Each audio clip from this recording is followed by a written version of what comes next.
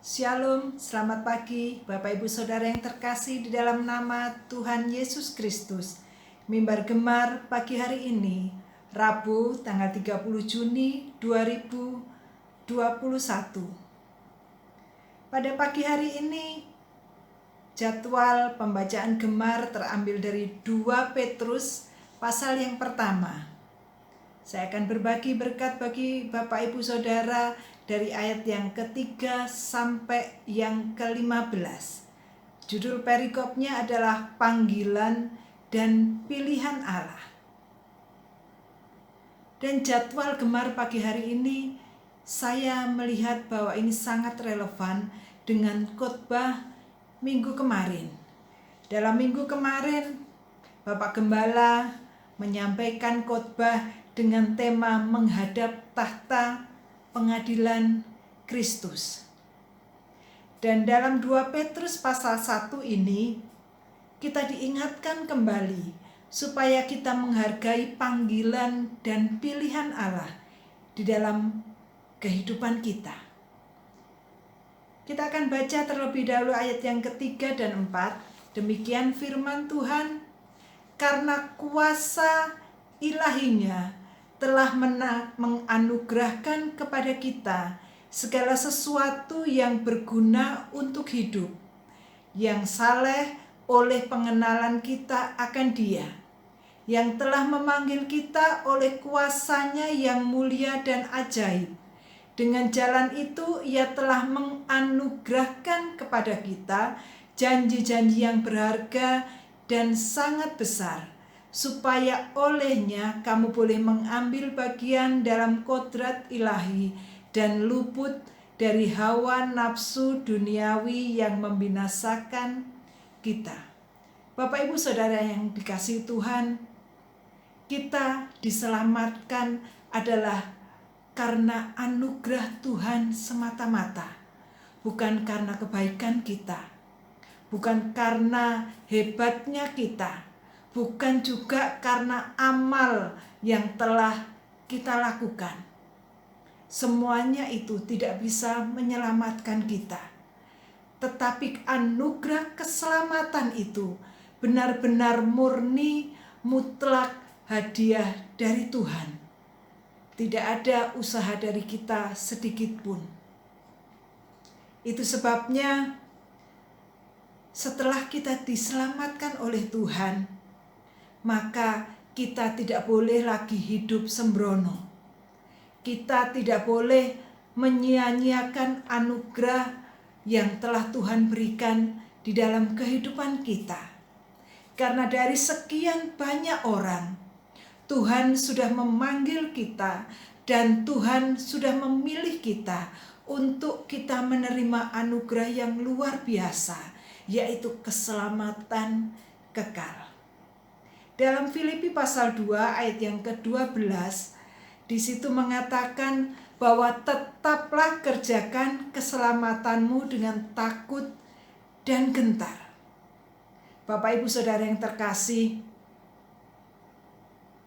Bapak Gembala jelas-jelas mengatakan bahwa tidak pernah setuju dengan orang-orang yang menganggap bahwa saya sudah diselamatkan, maka saya bisa hidup semau saya. Itu sangat tidak benar. Karena apa? Karena satu anugerah yang besar, satu pilihan Allah terhadap kita itu adalah istimewa.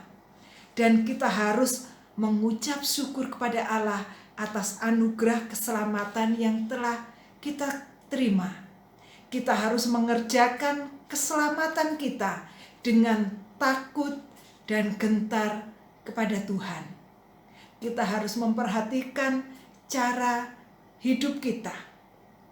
Mari kita sama-sama belajar pada ayat yang ke-5 sampai yang ke-7, bagaimana cara kita hidup untuk mengisi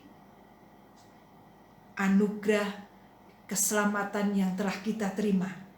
Ayat yang ke-5, 6, dan 7 saya bacakan. Justru karena itu kamu harus dengan sungguh-sungguh berusaha untuk menambahkan kepadamu imanmu kebajikan, dan kepada kebajikan pengetahuan, dan kepada pengetahuan penguasaan diri, kepada penguasaan diri ketekunan, dan kepada ketekunan kesalehan, dan kepada kesalehan kasih akan saudara-saudara, dan kepada kasih akan saudara-saudara, kasih akan semua orang. Bapak Ibu Saudara yang terkasih, setelah kita diselamatkan, maka wajib bagi kita untuk mengubah karakter-karakter kita yang lama, karakter-karakter kita yang tidak sesuai dengan kebenaran firman Tuhan. Kita harus mengubahnya.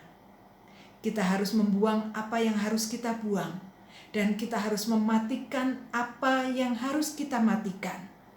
Dan kita harus belajar memiliki karakter seperti Tuhan Yesus.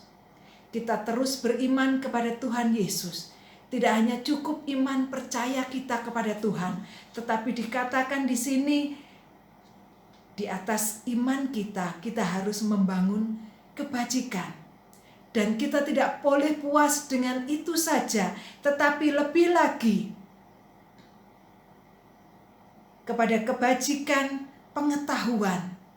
Dan kita harus terus meningkat lagi. Kita harus mengalami penguasaan diri. Lebih lagi Tuhan tuntut, kita harus memiliki ketekunan. Kita harus juga memiliki kesalehan hidup. Dan kita harus selalu memiliki kasih. Pertama-pertama adalah kasih kepada saudara-saudara kita sendiri, kasih kepada saudara-saudara seiman kita.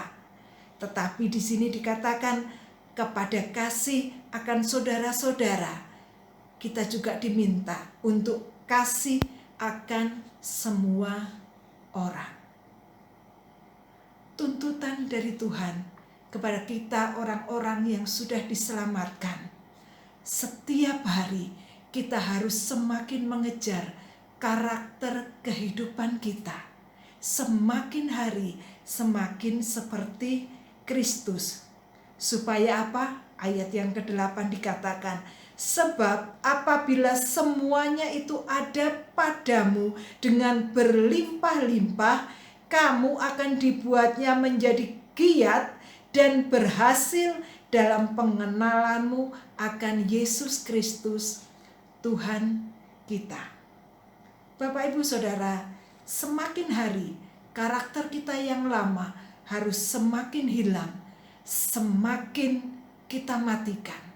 Dan pada saat kita memiliki karakter-karakter seperti Kristus, maka hidup kita akan semakin menjadi berkat. Maka hidup kita boleh menjadi satu kesaksian yang hidup, sehingga nama Tuhan boleh dimuliakan melalui kehidupan kita, melalui perkataan kita, melalui tingkah laku kita. Jangan pernah sia-siakan waktu kehidupan kita. Ayat yang ke-9 dikatakan, tetapi barang siapa tidak memiliki semuanya itu. Apa itu? Yang dari ayat yang ke-5 sampai yang ke-7. Karakter-karakter Kristus. Kalau orang-orang yang sudah diselamatkan, hidupnya tetap sama seperti dulu. Tetap hidup dalam kedagingan, tidak merubah karakter-karakter hidup yang lama, dan tidak menjadi seperti Kristus. Dikatakan bahwa ia menjadi buta dan picik karena ia lupa bahwa dosa-dosanya yang dahulu telah dihapuskan.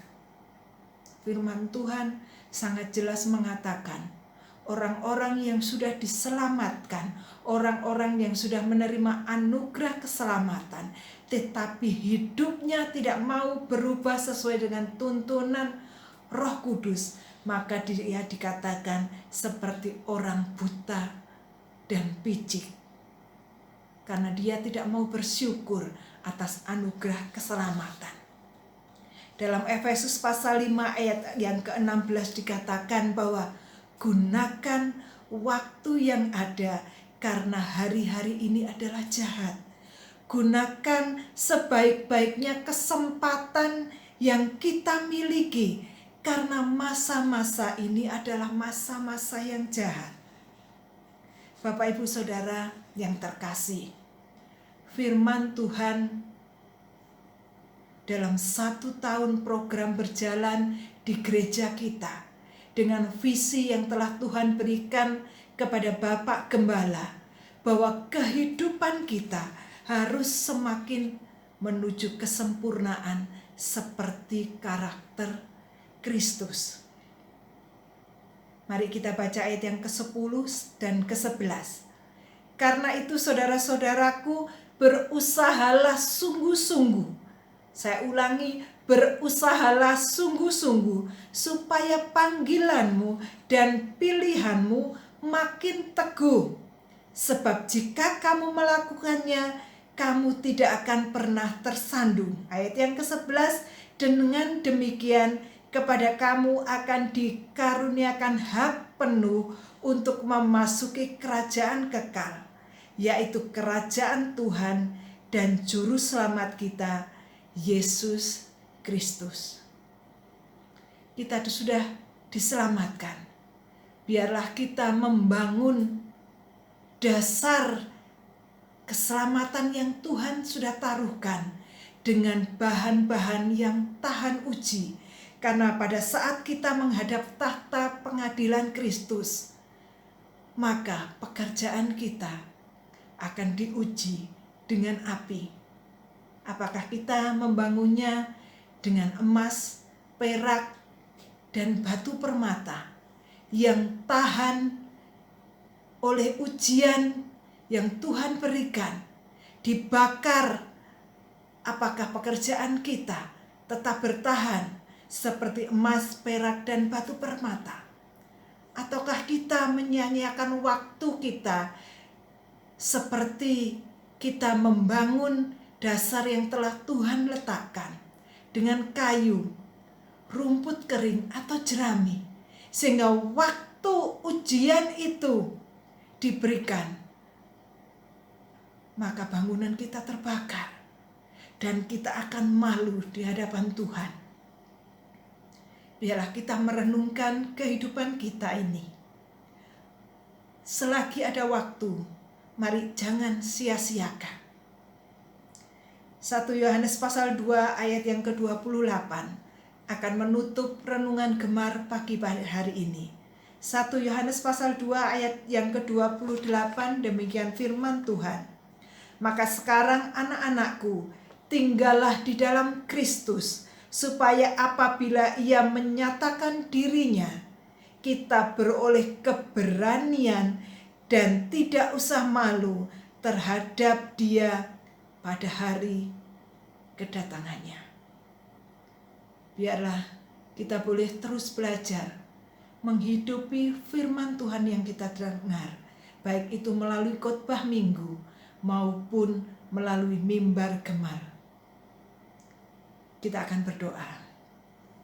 Tuhan Yesus, kami mengucap syukur untuk firman-Mu pagi hari ini. Terus kami diingatkan melalui kebenaran firman-Mu akhir-akhir ini, supaya kami memperhatikan cara hidup kami. Selagi Tuhan berikan kesempatan, kami masih hidup. Ajar kami Tuhan menggunakan waktu-waktu kami dengan bijaksana, mengisi keselamatan yang telah Tuhan anugerahkan kepada kami dengan karakter-karakter ilahi. Kami bisa terus berusaha untuk menghasilkan buah, menjadi satu kesaksian yang hidup, sehingga nama Tuhan dimuliakan. Dan pada hari Tuhan memanggil kami menghadap tahta pengadilan Kristus, kami kedapatan membangun dengan emas, perak, dan batu permata, sehingga kami mampu memandang Engkau dengan penuh kepercayaan. Kami tidak tertunduk malu karena kami sudah hidup sembrono. Terus tuntun kami ya Roh Kudus, terus ingatkan kami. Kami mau berusaha mengerjakan keselamatan yang telah Tuhan anugerahkan kepada kami. Di dalam nama Tuhan Yesus, haleluya, amin. Bapak Ibu Saudara yang terkasih, mari terus berusaha mengerjakan keselamatan kita dengan takut dan gentar. Selamat beraktivitas dan jangan lupa selalu dengar apa yang telah Roh Kudus ingatkan kepada kita supaya kita melakukan firman Tuhan di dalam kehidupan kita sehari-hari. Tuhan Yesus memberkati Bapak Ibu Saudara sekalian. Salam bergemar.